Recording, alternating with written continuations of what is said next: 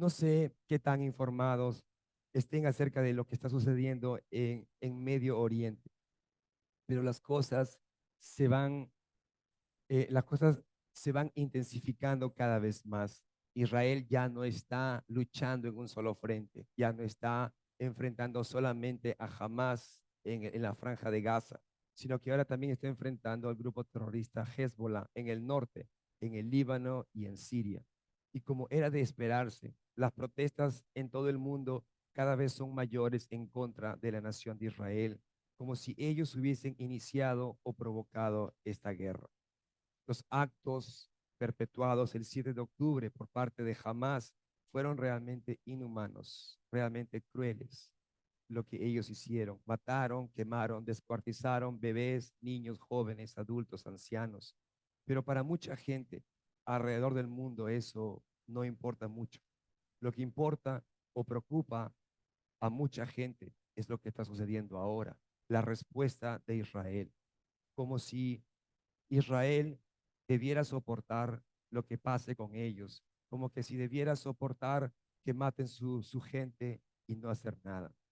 Pero quizás lo más sorprendente de todo es ver cómo gran parte de la población mundial se está volviendo antisemita, tal como sucedió en el tiempo previo a la Segunda Guerra Mundial. El antisemitismo es el odio a los judíos y el holocausto es el ejemplo histórico más extremo de antisemitismo.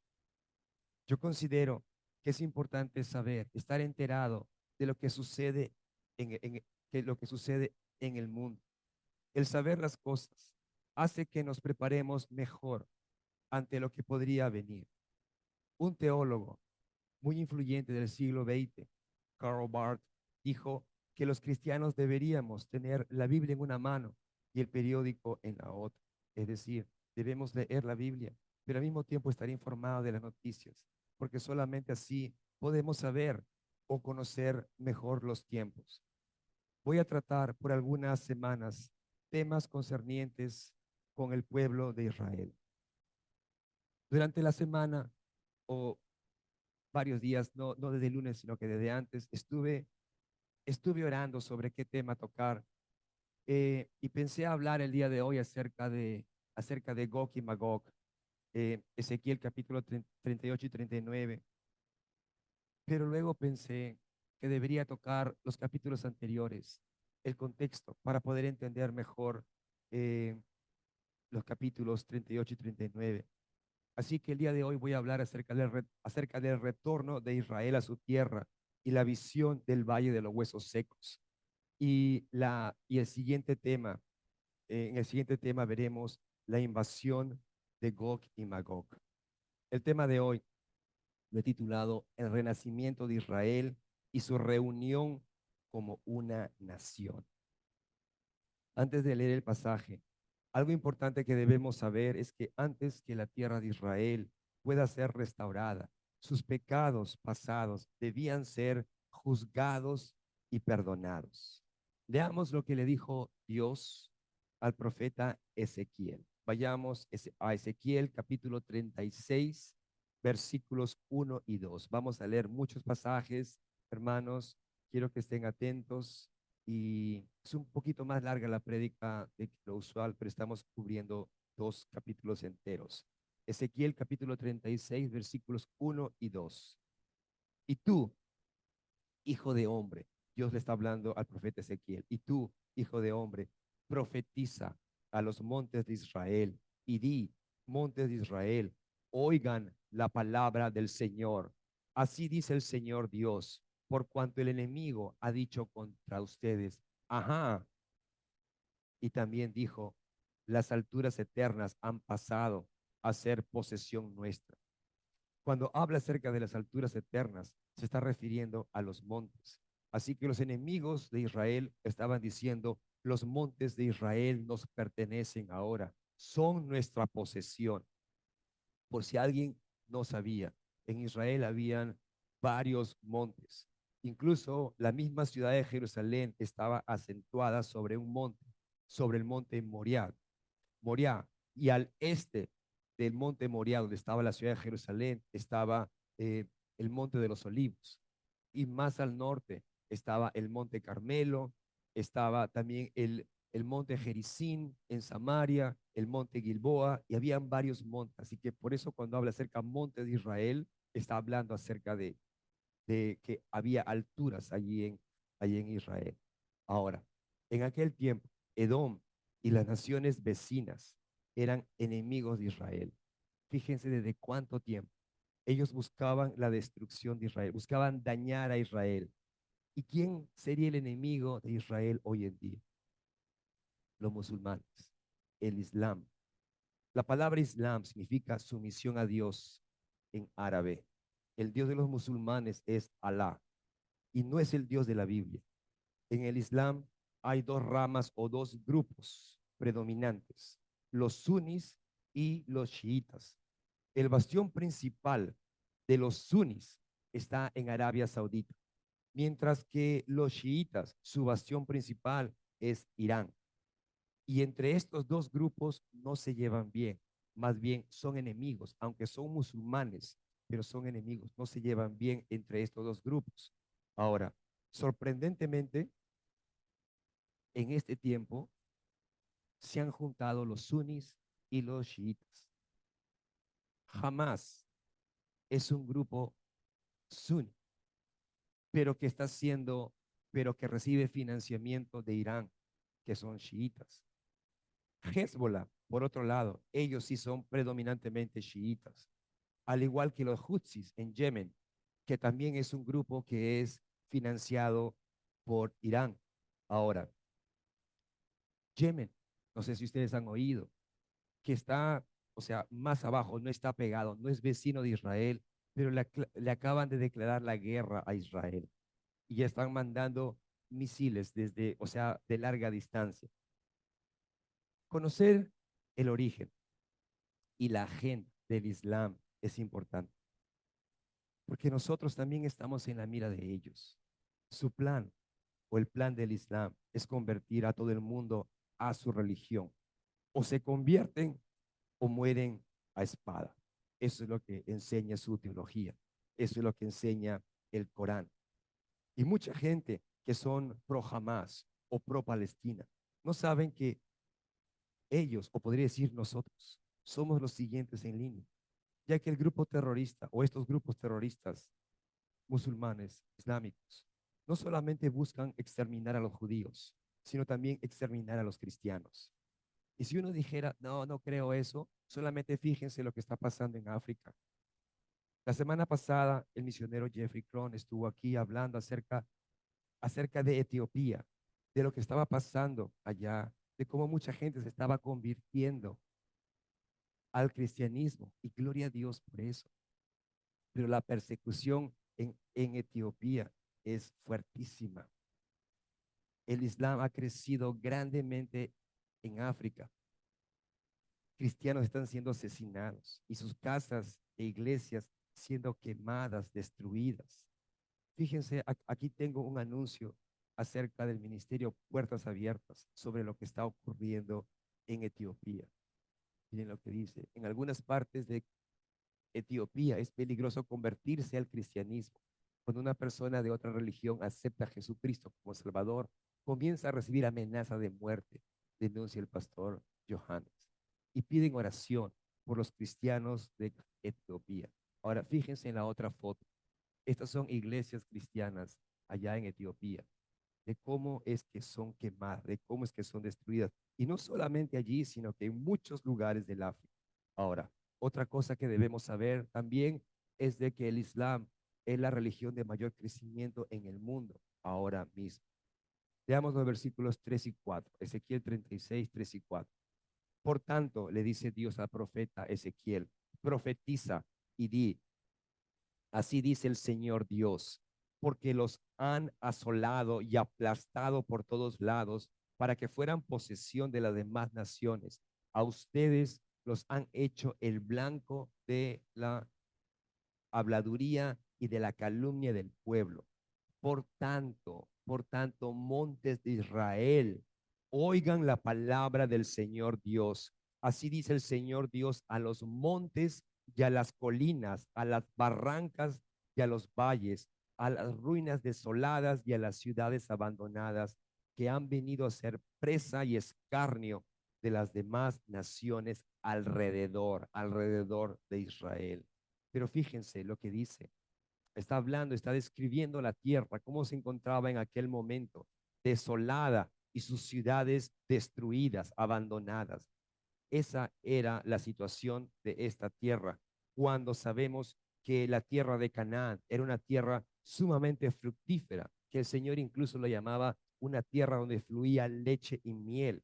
Pero ¿cómo estaba la condición ahora? Versículo 5. Por eso, así dice el Señor Dios, ciertamente en el fuego de mi celo he hablado contra las demás naciones y contra Edom, que se han apropiado de mi tierra como posesión, con alegría de todo corazón y con desprecio de alma, para dejarla como presa. Los enemigos de Israel se apoderaron de la tierra de Israel, para destruirla y saquearla y tomar todo botín, todo lo que era valioso. Y la dejaron así. Pero fíjense que se va a concentrar el Señor, no solamente menciona contra todas las naciones, pero se enfoca en un pueblo, Edom, y contra todo Edom. Edom es Esaú, y de Esaú provienen los, eh, los edomitas. Esaú era hermano de Jacob. Y saben, uno de los personajes que leemos mucho en los evangelios, Herodes el Gran, Herodes el Grande, él era edomita, solo como un dato. Ciertamente, en el fuego de mi celo he hablado, dice el Señor. Y esas son palabras muy fuertes. Ciertamente, en el fuego de mi celo he hablado. Dios estaba enojado y va a proferir juicio en contra de las demás naciones y contra Edom, que habían tomado la tierra de Israel como posesión. Versículos del 6 al 11. Por tanto, le dice el Señor, profetiza acerca de la tierra de Israel y dile a los montes y a las colinas, a las barrancas y a los valles, así dice el Señor Dios, yo he hablado en mi celo y en mi furor, porque han soportado los insultos de las naciones, por lo cual, así dice el Señor Dios, yo he jurado, fíjense, Señor dice, yo he jurado que las naciones que lo rodean, ellas mismas cargarán sus propios insultos. En otras palabras, ellas tendrán que llevar su propia vergüenza. Versículo 8. Pero ustedes, montes de Israel, echarán sus ramas y producirán su fruto para mi pueblo Israel, porque pronto vendrán. En otras palabras, les estaba diciendo, pronto regresarán a casa. Eso es lo que el Señor le estaba diciendo. Versículo 9, pues yo estoy por ustedes, les dice el Señor, y me volveré a ustedes y serán labrados y sembrados, multiplicaré los hombres en ustedes, toda la casa de Israel, toda ella, y las ciudades serán habitadas y las ruinas reedificadas. Multiplicaré en ustedes hombres y animales, se multiplicarán y serán fecundos. Haré que sean habitados como lo fueron anteriormente. Y miren lo que dice, y los trataré mejor que al principio. Así ustedes sabrán que yo soy el Señor. Así sabrán que yo soy el Señor. Y fíjense que en el libro de Ezequiel encontramos 58 veces esta frase que acabo de leer al final. Y sabrán que yo soy el Señor. Lo leí y encontré tantos que me tomé el tiempo de contarles. 58 veces se menciona y sabrán que yo soy el Señor, solamente en el libro del profeta Ezequiel. Ahora, fíjense en este paisaje de Israel. Fíjense cómo es Israel hoy en día, después que había sido un desierto, una tierra desolada, con sus ciudades destruidas. Pero fíjense, estaba viendo de que cuando uno ve Israel desde el aire, la tierra de Israel es todo verdecito, todo construido, y tú vas a los costados todo marrón, todo desierto. Pero eso es lo que hizo el Señor. Solo Dios pudo haber hecho eso. Por eso Él les dijo, y ustedes sabrán que yo soy el Señor. Ahora veamos, ¿por qué es que Israel fue exiliado? ¿Por qué es que fue expulsado de su tierra? Leamos los versículos 16 y 17. Entonces vino a mí la palabra del Señor, hijo de hombre, cuando la casa de Israel habitaba en su propia tierra. Fíjense, cuando Israel vivía en su tierra, le dice el Señor, ellos mismos la contaminaron con su conducta y con sus obras, pues la impuré como la impureza de una mujer en su menstruación fue su conducta delante de mí. El Señor estaba haciendo o estaba usando un lenguaje muy gráfico, no hay nada más que decir. Estaba diciendo, la conducta de ellos era como la menstruación de una mujer y se está refiriendo a la idolatría de su pueblo, de cómo se habían contaminado con los ídolos, con dioses falsos. Versículos 18 y 19. Por tanto, derramé mi furor sobre ellos por la sangre que habían derramado sobre la tierra y por haberla contaminado con sus ídolos. Los esparcí entre las naciones y fueron dispersados por las tierras conforme a sus caminos y a sus obras los juzgué. Y estas son palabras fuertes. Es el Señor quien los dispersó. Es el Señor quien los sacó fuera de su tierra. Le dijo, los esparcí entre las naciones y fueron dispersados por las tierras conforme a sus caminos y a sus obras los juzgué.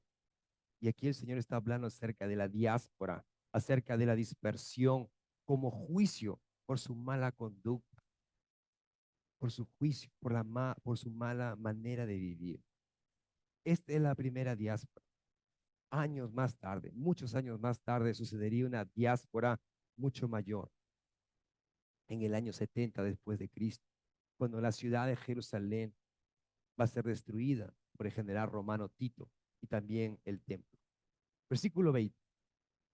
Cuando llegaron a las naciones a donde fueron, profanaron mi santo nombre, porque de ellos se decía, estos son el pueblo del Señor y han salido de su tierra. Debemos entender, debemos entender que para Israel, el estar fuera de su tierra, el estar fuera de su territorio, era profanar el nombre del Señor. Porque miren cómo es que ahora estas naciones se estaban refiriendo a ellos. ¿Acaso no son el pueblo del Señor y no están en su tierra? El no estar allí era manchar el nombre del Señor. Y a eso es lo que se refería aquí Dios. Pero fíjense lo que va a decir el versículo 21. Pero yo he tenido compasión de mi santo nombre, dice el Señor. Yo he tenido compasión de mi santo nombre, que la casa de Israel había profanado entre las naciones a donde fueron. Lo que el Señor está diciendo aquí es que la restauración de Israel no fue porque los israelitas se lo merecieran, sino porque su nombre había sido involucrado, porque su nombre había sido profanado. Ahora veamos la restauración de Israel. Versículos del 22 al 25. Por tanto, dile a la casa de Israel, así dice el Señor Dios, no es por ustedes, o sea, no hay manera más clara de decirles, no es por ustedes que voy a actuar, sino por mi santo nombre que han profanado entre las naciones a donde fueron. Vindicaré, es decir, defenderé la santidad de mi gran nombre profanado entre las naciones, el cual ustedes han profanado en medio de ellas. Entonces, fíjense lo que dice aquí. Ya no solamente se refiere a su pueblo Israel, dice, entonces las naciones sabrán que yo Soy el Señor, declara el Señor Dios, cuando demuestre mi santidad entre ustedes a la vista de ellos, porque los tomaré de las naciones, los recogeré de todas las tierras y los llevaré a su propia tierra. Fíjense, el Señor los sacó y el Señor dijo, pero yo los voy a recoger de todas las naciones donde están esparcidos y los voy a traer nuevamente a su propia tierra. Versículo 25. Entonces los rociaré con agua limpia y quedarán limpios de todas sus inmundicias y de todos sus ídolos los limpiaré. Después de la segunda diáspora, la del año 70 después de Cristo, cuando Tito destruye, cuando Tito arrasa Jerusalén y la gente es dispersada por todo el mundo, se veía imposible que los judíos volvieran a su tierra. Habían transcurrido más de 1850 años y los judíos no habían vuelto a su territorio. Recuerden que en la primera diáspora, después de 70 años, ellos regresan a su tierra.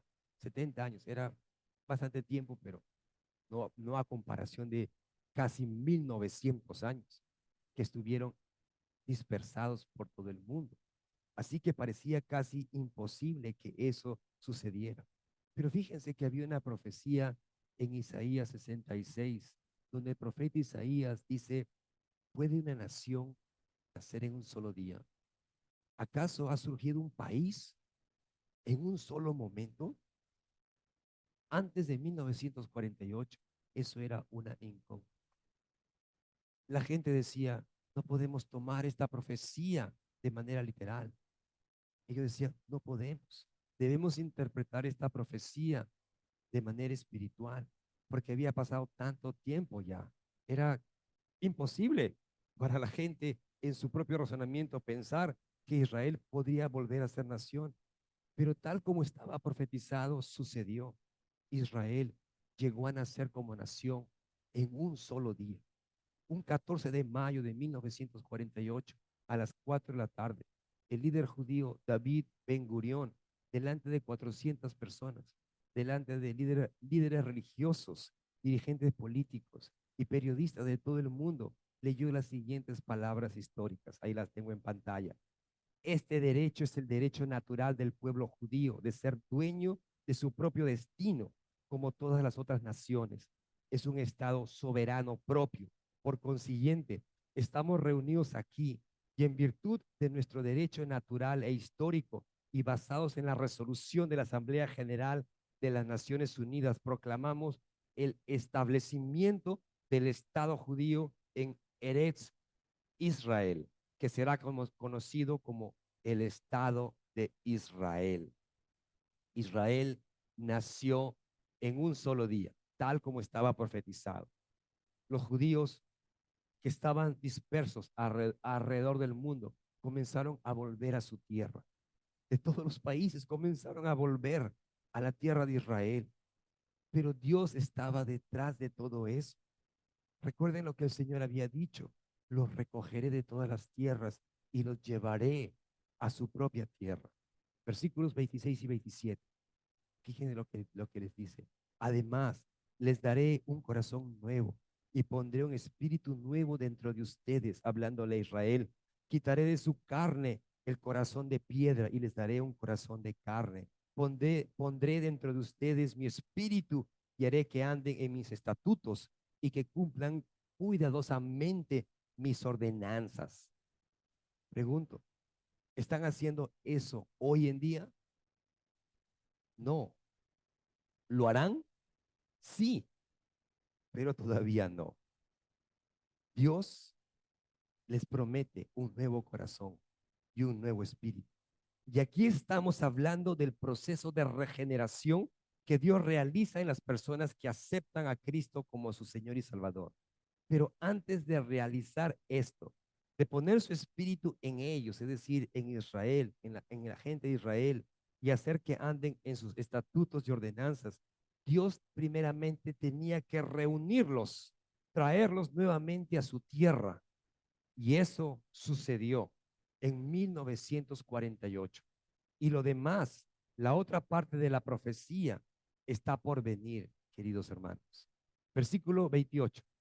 Habitarán en la tierra que di a sus padres, y ustedes serán mi pueblo, y yo seré su Dios.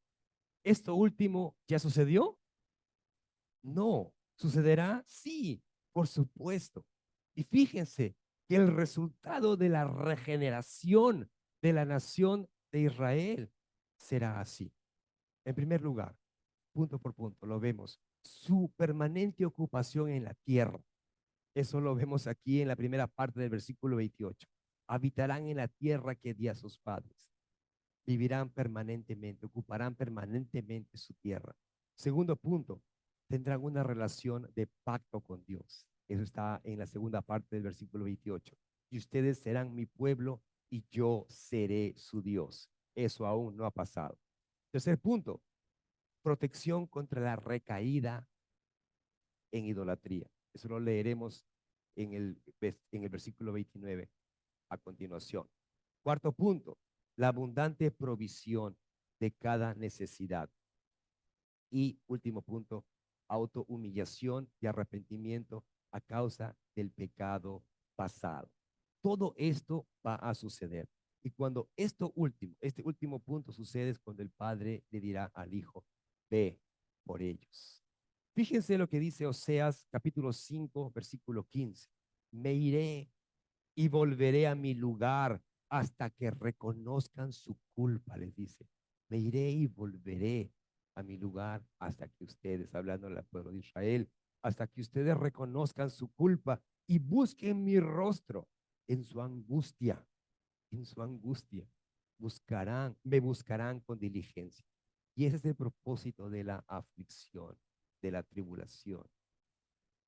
La tribulación muchas veces que uno pasa hace que busque al Señor. Mientras que estamos bien, muchas veces no buscamos a Dios. Dios nos ha traído a cada uno de nosotros de distintas maneras, pero particularmente a mí el Señor tuvo que tumbarme y revolcarme para que yo pudiera levantar los ojos al Señor. Y esa tribulación, esa aflicción es lo que hace que muchas veces uno voltee sus ojos al Señor. Versículos 29 al 32. El Señor les dice, los libraré de todas sus inmundicias, llamaré al trigo y lo multiplicaré, y no traeré hambre sobre ustedes, y multiplicaré el fruto, perdón, y multiplicaré el fruto de los árboles y el producto del campo, para que no reciban más el oprobio, el hambre entre las naciones. Entonces se acordarán de sus malos caminos y de sus obras que no eran buenas, y se aborrecerán a ustedes mismos por sus iniquidades y por sus abominaciones. Y nuevamente les dice esto, no hago esto por ustedes, declara el Señor Dios, sépanlo bien. Dice, no hago esto por ustedes, no crean que se lo merecen, no hago esto por ustedes, sépanlo bien. Avergüéncense, más bien le dice, avergüéncense y abochórnense de su conducta, casa de Israel. Tremendo realmente. Fíjense lo que les dice después el Señor, versículo del 33 al 36. Así dice el Señor Dios, en el día que yo los limpie de todas sus iniquidades, haré que las ciudades sean habitadas y las ruinas reedificadas. La tierra desolada será cultivada en vez de ser desolación a la vista de todo el que pasa. Y dirán, esta tierra desolada se ha hecho como el huerto del Edén. Vieron la foto anterior donde estaba todo verdecito. Después de estar desolada, fíjense en lo que se ha convertido y que él les había dicho, las ciudades desiertas, desoladas, no, perdón, esa tierra desolada se ha hecho como el huerto del Edén, y las ciudades desiertas, desoladas y arruinadas están fortificadas y habitadas. Versículo 36. Y las naciones que quedan a su alrededor, fíjense, primeramente le habló a la nación de Israel, luego habló a todas las naciones, ahora dice, y las naciones que están alrededor de Israel, alrededor, el Líbano, Siria, Jordania, Egipto, que dice, y las naciones que quedan a su alrededor sabrán que yo, el Señor, he reedificado los lugares en ruinas y plantado lo que estaba desolado. Yo, el Señor, he hablado y lo haré. Tremendo. He hablado y lo haré. Ahora, pasemos a ver la reintegración o la unificación del pueblo de Israel en una nación. Capítulo 37. En capítulo 37 vemos dos revelaciones de Dios, dos profecías. En la primera, al profeta Ezequiel se le muestra en una visión la resurrección de la nación de Israel a una nueva vida, después de haber estado dispersados por todo el mundo.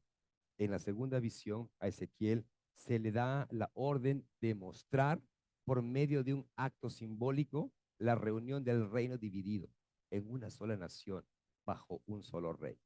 Veamos la primera visión. Ezequiel 37, versículos 1 y 2.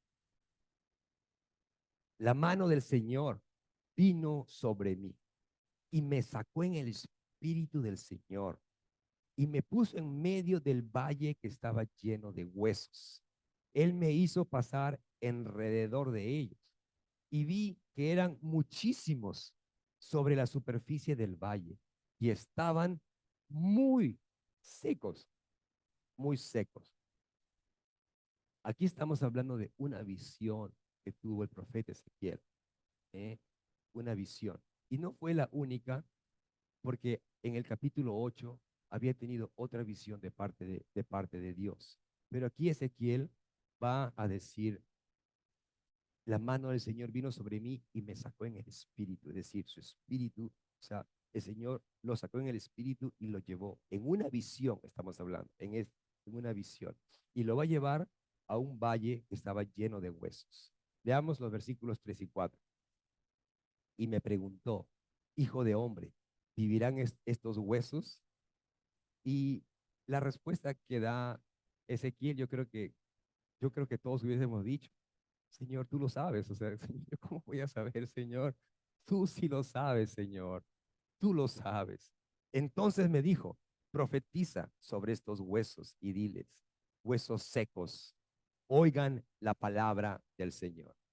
Esa respuesta que dio Ezequiel, Señor, tú lo sabes, da a entender que según la lógica humana era algo inconcebible que esos huesos volvieran a vivir. Pero solo la omnipotencia de Dios era capaz de hacer eso. Porque para Dios no hay nada imposible. Los huesos pueden haber estado desintegrados y el Señor lo puede haber hecho nuevamente renacer. Y estaban tan secos. ¿Cuánto tiempo habrán estado ahí? Pero en la visión, pero el sol, la lluvia, el clima, todos estaban secos, secos esos huesos.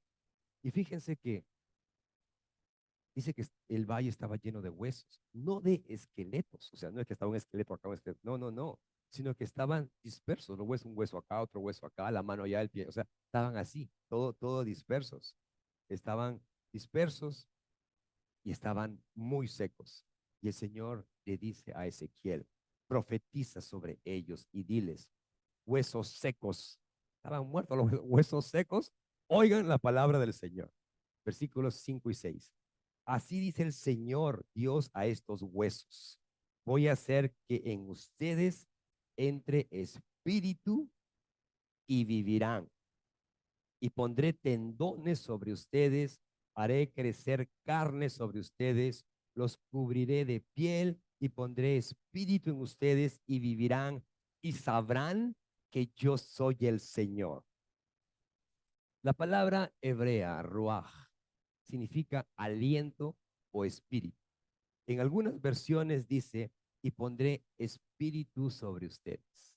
En otras versiones, seguramente ustedes la tienen, dice, y les daré aliento de vida. Pero es lo mismo. Pondré espíritu sobre ustedes o les daré aliento de vida, es lo mismo.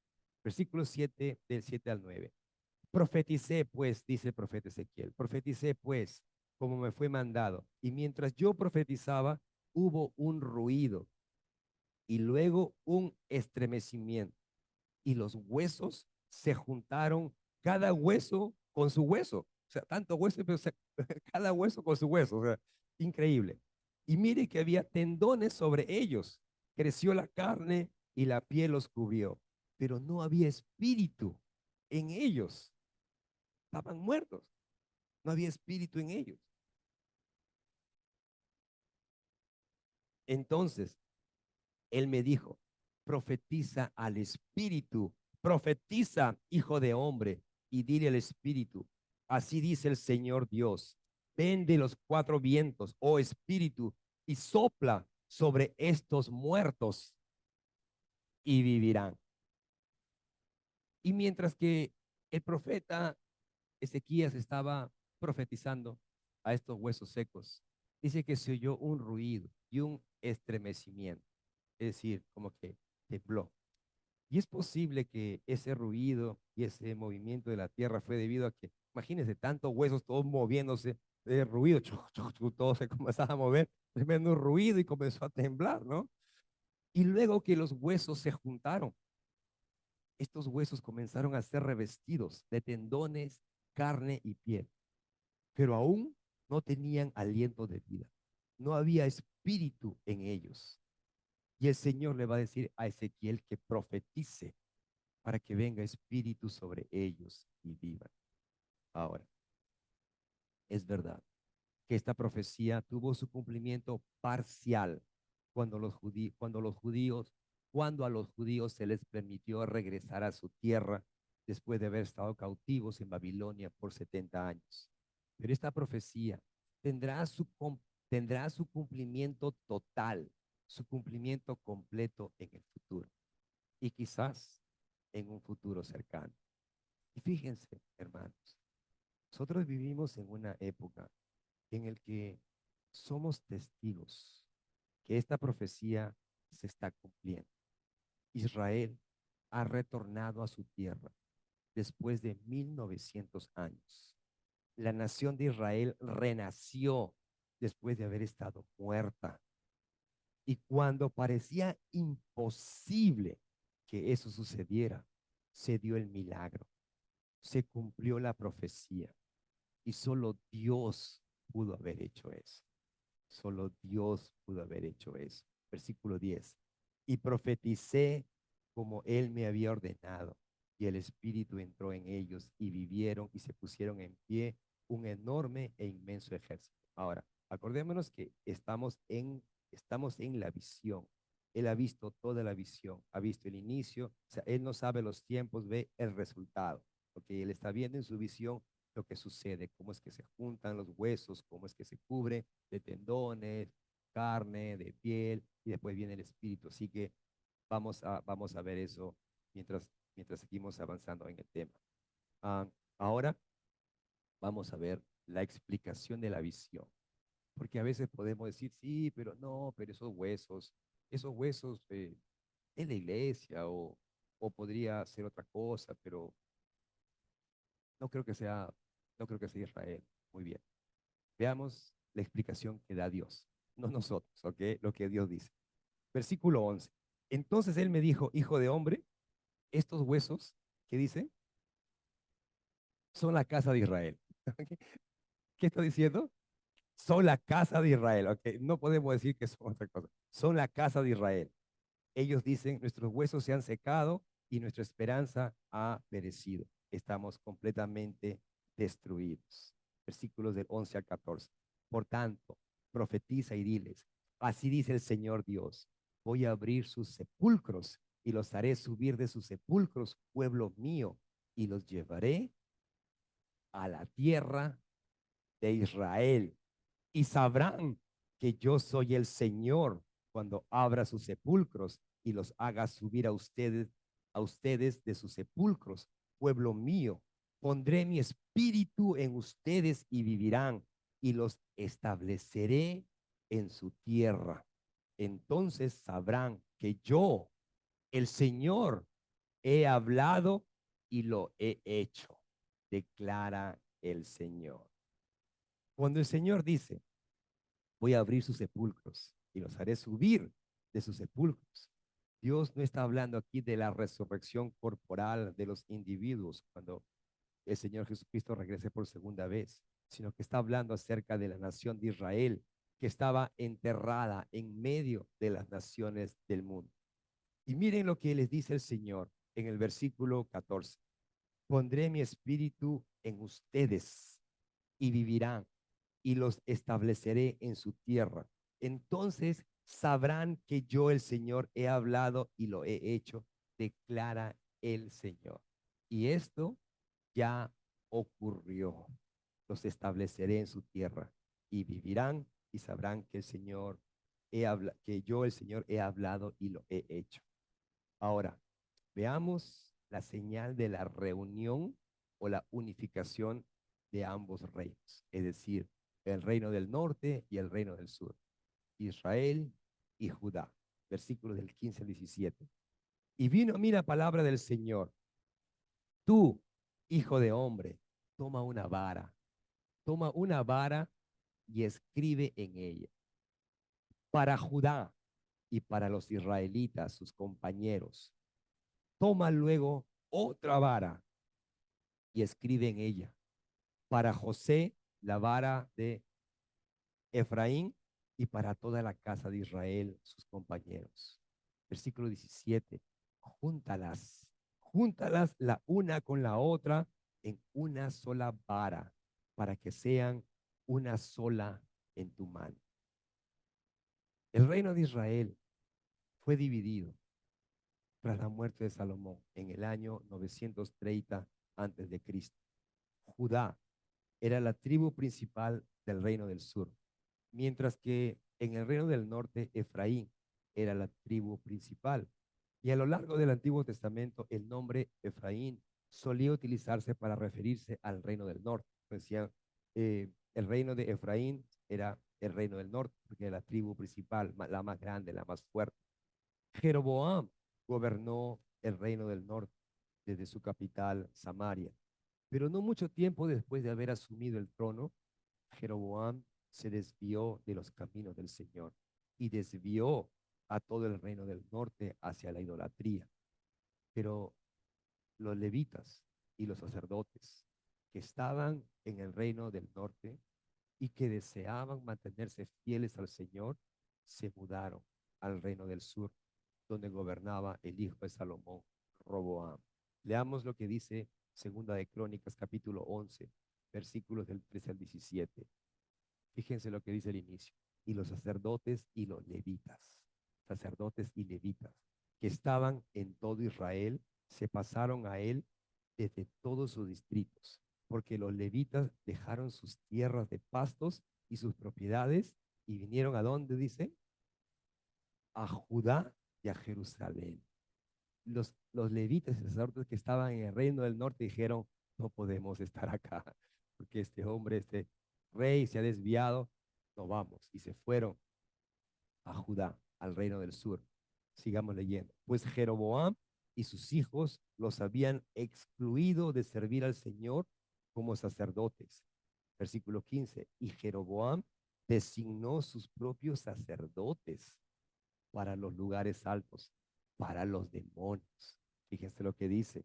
Y para los becerros que él había hecho. Por temor él había construido dos becerros de oro y los había puesto a los extremos del reino del norte para que la gente no vaya a Jerusalén. Eh, Versículo 16. Aquellos, ahora ya no está hablando acerca de los levitas y sacerdotes, ahora está hablando de la gente, del pueblo, va a decir, aquellos de entre todas las tribus de Israel. Estamos hablando los hombres de estas 10 tribus que estaban en el norte, aquellos de entre todas las tribus de Israel que habían resuelto en su corazón buscar al Señor, Dios de Israel, los siguieron. ¿A quiénes siguieron? A los sacerdotes y levitas. Los siguieron a Jerusalén para sacrificar al Señor, Dios de sus padres. Y fortalecieron el reino de Judá y apoyaron a Roboam, hijo de Salomón, por 3 años, pues por 3 años anduvieron en el camino de David y de Salomón. Así que el Señor le va a decir al profeta Ezequiel que iba a juntar a estos dos reinos, al reino del norte y al reino del sur. Y vemos que los hombres de estas tribus de Israel, los que querían ser fieles al Señor, se mudaron. Se mudaron a Judá. Es decir, dije, no podemos estar acá. Así que ya no solamente era Judá y Benjamín y los levitas, sino que gente de todas las tribus vino a vivir en el reino del sur. Así que eventualmente las 12 tribus de Israel fueron representadas en el sur. Leamos los versículos del 18 al 23. Y cuando los hijos de tu pueblo te pregunten, ¿no nos explicarás qué quieres decir con esto? Versículo 19, diles, así dice el Señor Dios, voy a tomar la vara de José que está en la mano de Efraín y las tribus de Israel, sus compañeros. Las pondré con aquella, con la vara de Judá, y las haré una sola vara, y serán una en mi mano. Las varas en que escribas estarán en tu mano a la vista de ellos, y diles, así dice el Señor Dios, voy a tomar a los israelitas de entre las naciones a donde han ido, los recogeré de todas partes y los traeré a su propia tierra. Estaba profetizado desde cuántos años antes. Versículo 22. Y haré de ellos una sola nación en la tierra. Fíjese lo que dice. Y haré de ellos una sola nación en la tierra. ¿En dónde? En los montes de Israel. Ya hablamos de eso al inicio. En los montes de Israel. Un solo rey será rey de todos ellos. Nunca más serán dos naciones y nunca más serán divididos en dos reinos.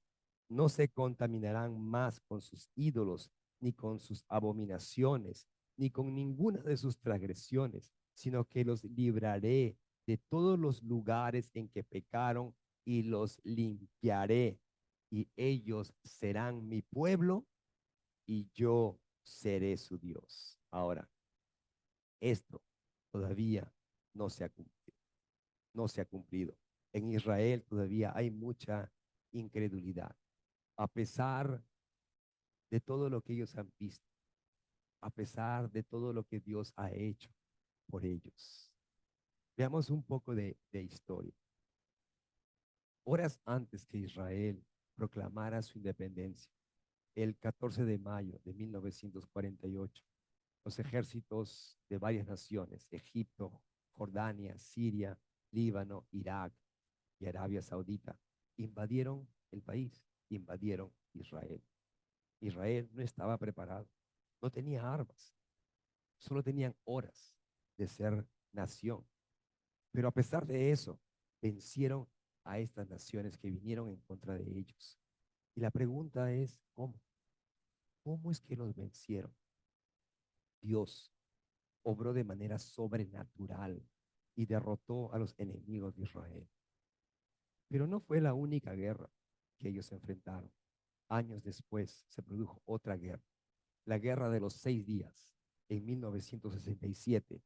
Y después que Israel, porque Israel va a vencer nuevamente en esta guerra, vence en esta oportunidad a Egipto, Siria y Jordania. Al vencerlos, Israel como nación se vuelve orgullosa.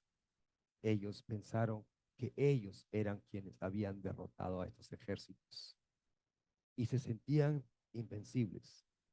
Unos años después, para ser precisos, 6 años después, 1973, Israel va a ser atacado nuevamente, pero esta vez de manera sorpresiva, durante una fiesta religiosa judía, en el día de Yom Kippur, en el día de la expiación, en el día del perdón.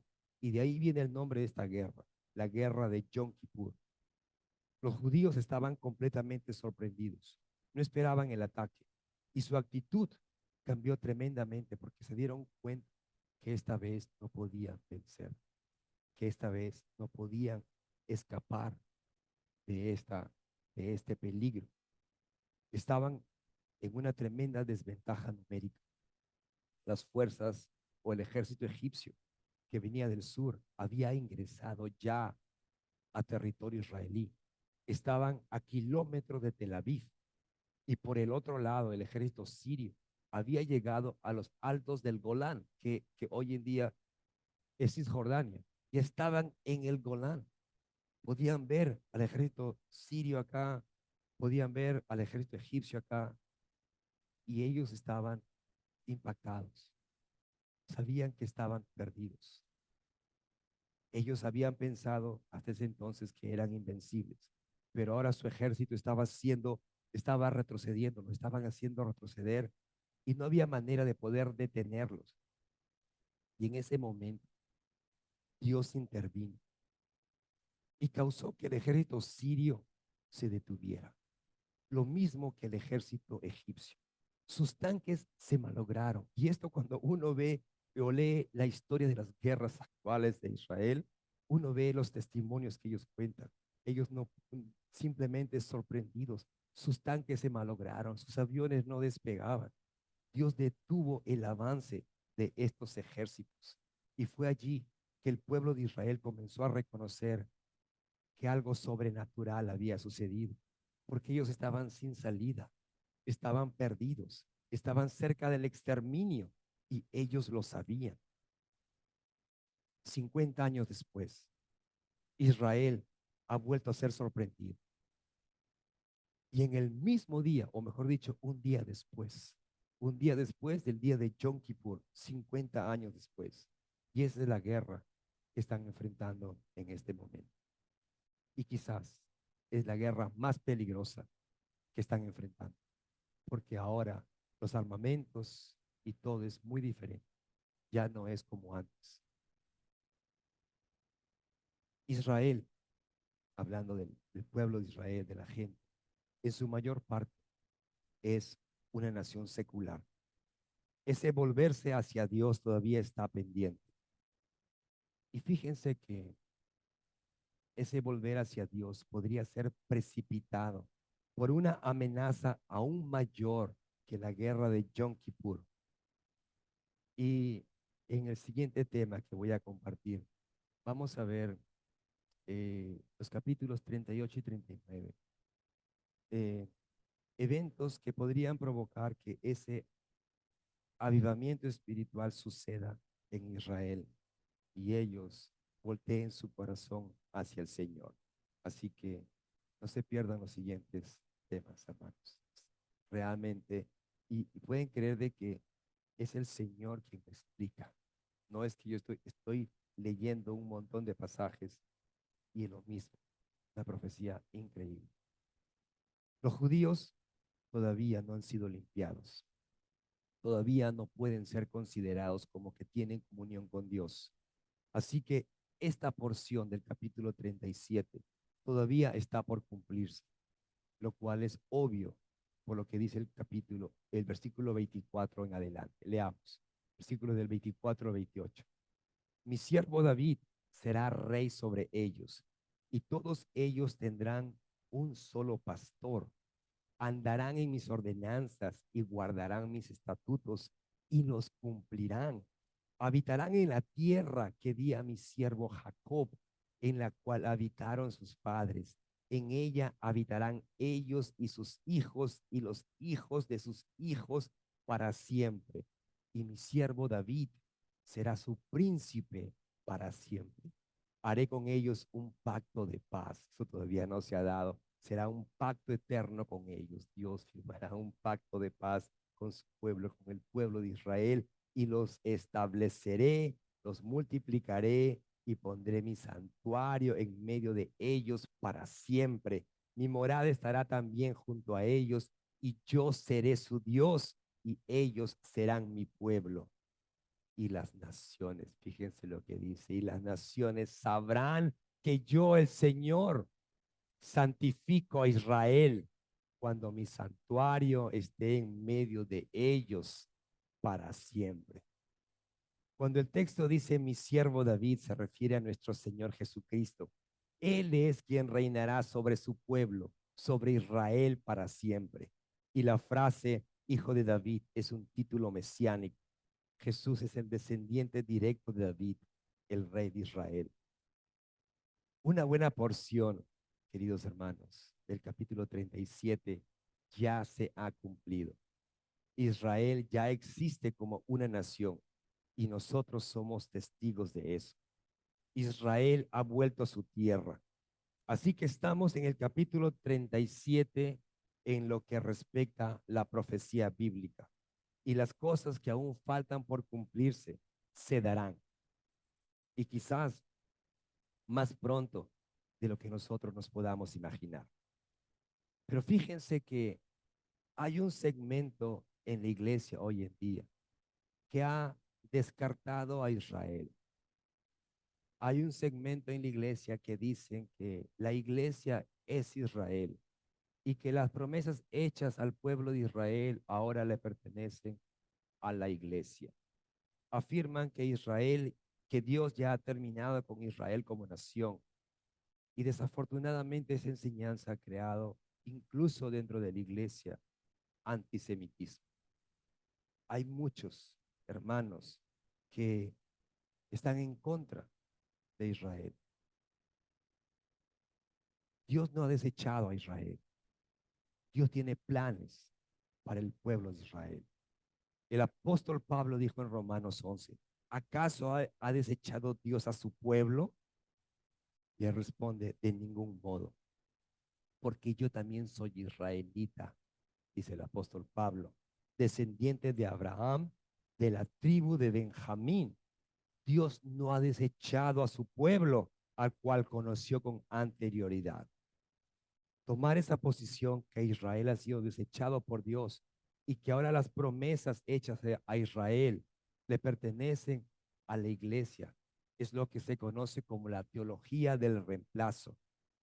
Y para poder defender esa postura, aquellas personas tienen que espiritualizar ciertos pasajes de la Biblia para que el texto diga lo que ellos quieren que diga. Apocalipsis capítulo 7 habla acerca de los 144,000 sellados. Y ahí dice, oí el número de los que fueron sellados, 144,000 sellados de todas las tribus de Israel. Y en los siguientes versículos dice específicamente el nombre de cada una de las tribus de Israel, 12,000 sellados por cada tribu. ¿Y cómo podría decir uno que no se trata de la nación de Israel? Tendrías que decir que los nombres de las tribus que aparecen allí son algo simbólico. Tendrías que comenzar a espiritualizar muchas cosas para que el texto diga lo que tú quieres que diga, cuando no es lo que en realidad el texto está diciendo. Así como Dios sigue obrando en nosotros, en los creyentes, en su iglesia, Dios también sigue obrando en su pueblo, Israel. Dios todavía tiene asuntos pendientes con la nación de Israel. Y Dios ha hecho un pacto con Israel que Él va a mantener. Y como dijo Dios mismo en Jeremías capítulo 33, versículo 20, si ustedes pudieran romper mi pacto con el día y mi pacto con la noche, de modo que el día y la noche no vinieran a su tiempo, entonces también se podría romper mi pacto con mi siervo David, con mi pueblo Israel. A menos que eliminemos el día y la noche y cambiemos los tiempos y ya el día no venga a su tiempo, a su hora y la noche. Entonces, si podemos hacer eso, entonces también podemos eliminar el pacto que Dios ha hecho con su pueblo, cosa que no va a suceder. Dios es fiel y Él va a mantener su palabra y sus promesas hechas a Israel. Y veremos más de eso la próxima semana, cuando entremos a estudiar los capítulos 38 y 39, que podría darse en nuestro tiempo y precipitar ese avivamiento espiritual en Israel cuando Dios ponga su espíritu sobre ellos. Porque hasta ahora el cuerpo está allí, pero no hay vida espiritual todavía en ellos. Pero eso vendrá sobre ellos, sobre Israel. Y podría ocurrir en nuestro tiempo. No podemos descartar eso. Israel ya está de regreso a su territorio. Solo falta que Dios derrame su espíritu sobre ellos. Y eso será cuando el Señor Jesucristo regrese por segunda vez. Si la venida del Señor está cerca, entonces eso ocurrirá pronto.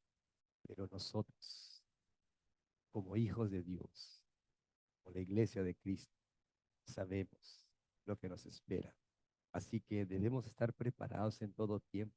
Ocurra ahora, ocurra en 10 años o en 100 años. El Señor nos insta a estar preparados en todo momento y gozosos. No solo preparados, pero gozosos. Amén. Amén. Vamos a orar. Pongámonos de pie. Amado Padre, Dios Todopoderoso, te damos gracias, Señor, por tu maravillosa palabra.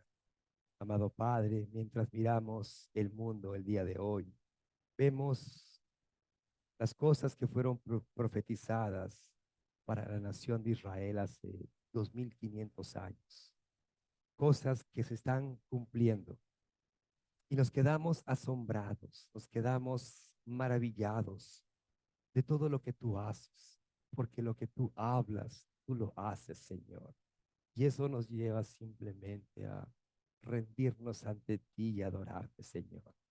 Tú eres el creador del mundo, el que conoce el final desde el principio y que declara las cosas antes que éstas sucedan, para que cuando estas cosas sucedan, nosotros sepamos que el Señor realmente ha hablado. Amado Padre, ayúdanos a poder entender tu palabra, Señor. Danos sabiduría y que podamos, Señor, estar atentos a las cosas que están sucediendo y estar preparados, porque tu venida, Señor, está cada vez más cerca, Señor. Y que eso no sea un temor en nosotros, Señor. Nosotros sabemos que somos ciudadanos del cielo, todos aquellos que hemos creído en ti, Señor, y que si estamos aquí es con un propósito, Señor, de poder compartir tu palabra a aquellos que aún no te conocen, Señor. Pero ese es el propósito de por qué tú nos has mantenido aquí. Pero si tú deseas también nos puedes llevar en cualquier momento. Que no nos aferremos, que nuestra vida no esté aferrada a este mundo, Señor. Que nuestros ojos estén puestos arriba, Señor, las cosas del cielo. Amado Padre, te damos gracias por tu palabra, por todo lo que tú haces en nuestras vidas, por tu fidelidad, Señor. Tú eres fiel, así como hemos cantado, Señor, porque tu fidelidad es grande. Gracias, bendito Padre. Sigue obrando en la vida de cada uno de nosotros y toca el corazón de todas aquellas personas que aún no te conocen, Señor, para que ellos también vengan al arrepentimiento, Señor, para que seas tú limpiando sus pecados, Señor, y puedan recibir la salvación y la vida eterna. Gracias te damos por todo en el nombre de Cristo Jesús, nuestro Señor y Salvador. Amén y amén. El Señor me los bendiga, hermanos.